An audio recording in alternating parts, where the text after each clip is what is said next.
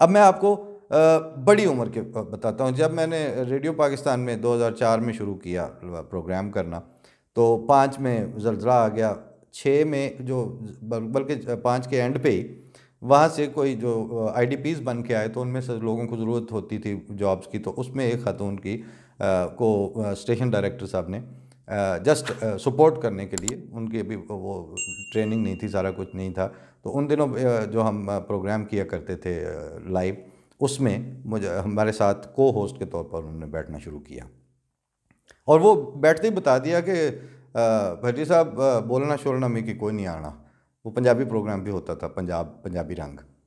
तो मैंने कहा कोई इशू नहीं है, आप बैठें बात करते हैं। तो थोड़ी थोड़ी आहिस्ता आहिस्ता लेके चल रहे। अब दौरानिए में उनको किसी दिन, जैसे मैंने ड्यूटी रूम में कहा कि मुझे आज जल्दी जाना होगा, वो रब्वा जाना है मैंने, तो उन्होंने सुन लिया, तो सिर्फ रब्वा जासो। मैं कहा जी उथे क्यों जासो? मैं कहा उथे मेरा घर है। तो अच्छा, जब मैं वापस आया छुट्टियों के बाद 2-4 दिन के बाद, तो पता चला कि वो मुसूफ़ा, मुझे अब उनका नाम भी याद नहीं है, वो गई स्टेशन डायरेक्टर साहब के पास कि सर जी वो तुसां की पता है वो तो कादियानी, तो वो मरज़ई तो रव्वे जा रहा सी, तो ये तो वो तो खैर, वो उन्होंने बड़े, मुझे किसी दूसरे प्रोड्यूसर ने बताया कि न्याजी साहब ने बात सुनी, उन्होंने कहा कि बात करें ना भाई, फिर मसला क्या है कि जो वो प्रोग्राम कर रहा है, क्या आप वो प्रोग्राम कर लोगी? मतलब सीनियर सिटीज़न को, आप पूरे पाकिस्तान के मुख्तलिफ लोगों को जिस तरह वो एड्रेस करता है, अगर आप समझते हो तो मुझे बताओ, अपना स्क्रिप्ट लेके आओ, कर लोगी? कहती नहीं सर अभी मैं तो नहीं कर सकती। तो उन्होंने कहा कि वो जो प्रोग्राम करता है पिछले साल 1.5 साल से, मेरे यहाँ कमरे में रेडियो होता है, मैं हर चीज़ सुन रहा होता हूँ, हमें वो जो बात कर रहा है उसकी ज़रूरत है। वो वहाँ पर कोई मिर्ज़ा साहब के और अहमदियों के अकायद या जमात अहमदिया की तो बात नहीं करता, वो तो सीनियर सिटीजन्स का बात है, ड्राइव टाइम रोड शो के ऊपर बात है, जो भी उसकी रेलेवेंट स्क्रिप्ट है वो उस पर बात करता है। अगर आप समझती हो कि आप कर सकती हो तो मुझे बता दो, फिर मैं वो प्रोग्राम तुम्हें दे देता हूँ, उसको फिर निकाल देते हैं अगर आपने सिफारिश करनी है तो। नहीं सर वो तो मैं नहीं अभी नहीं कर सकती। तो उन्होंने कहा फिर अगर आप प्रोग्राम नहीं कर सकती तो प्रोग्राम ताहिर भट्टी ही करेगा, उसके अहमदी होने का इस प्रोग्राम के साथ कोई ताल्लुक़ नहीं है। ये बात है 2005-06 की। 2014-15 की बात है, मैं पाकिस्तान से आ चुका था। मेरे यहाँ होते हुए न्याजी साहब भी रिटायर हो चुके थे स्टेशन डायरेक्टर से। मेरी यहाँ से बात हुई 3-4 दफ़ा, कोई चीज़ें मैं लिखता था रेडियो पाकिस्तान के ऊपर भी एक आर्टिकल था, तो उस सिलसिले में मेरी उनसे टेलीफोन पे बात हुई।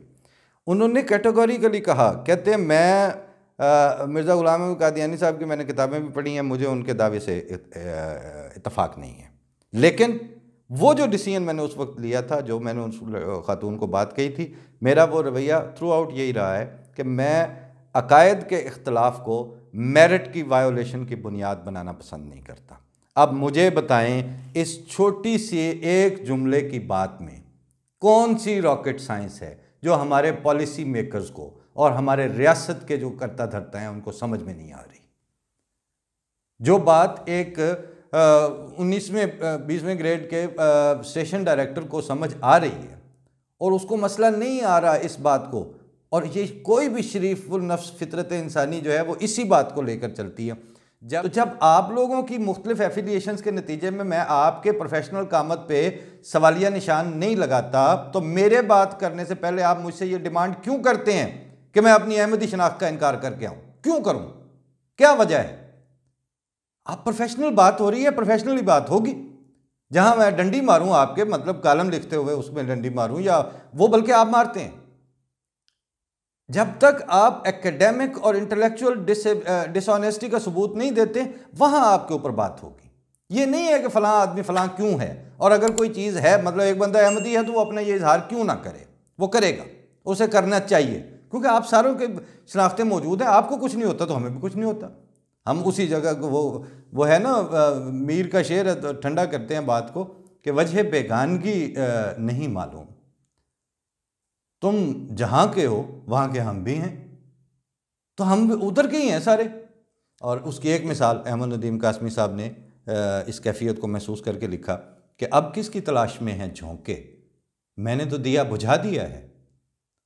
यानी चिराग ने सरेंडर कर दिया वहाँ पर पाकिस्तानी मुआशरत में। लेकिन यही कैफियत जब, यही घुटन जब उबैदुल्लाह अलीम के सामने आई, हमारे बुजुर्ग उस्ताद, तो उन्होंने दूसरा पहलू इख्तियार किया। उन्होंने इसी मजमून के ऊपर लिखा कि अंदर भी ज़मीन की रोशनी हो, मिट्टी में चिराग रख दिया है। हमें कब्र में भी और मिट्टियों में भी चिराग और दिए रखने पड़ेंगे, ना कि हम सतह ज़मीन के ऊपर और अपने रोज़मर्रा की ज़िंदगी से चिरागों को देश निकाला दे दें। ये नहीं होना चाहिए। और ये काम हमें करना है और उम्मीद से दस्तकश नहीं होना। आखिर पे मैं आज अपनी ही एक पाकिस्तान होते हुए इन कैफियत से जब बंदा आवाज़ार होता है, तंग होता है, तो गुस्से में जो कैफियत पैदा होती हैं उनको शायराना रंग में बयान करने की कोशिश की थी। एक गज़ल के 4-5 शेर हैं, उन पे फिर आज बात ख़त्म करते हैं कि तुम ही हो दूसरा कोई नहीं है, तुम ही हो दूसरा कोई नहीं है, जो है तो आप सा सल्लल्लाहु अलैहि वसल्लम कोई नहीं है, जो है तो आप सा कोई नहीं है। तरीक़त बांटते फिरते हैं लेकिन हकीकत आशना कोई नहीं है। तरीक़त बांटते फिरते हैं लेकिन हकीकत आशना कोई नहीं है।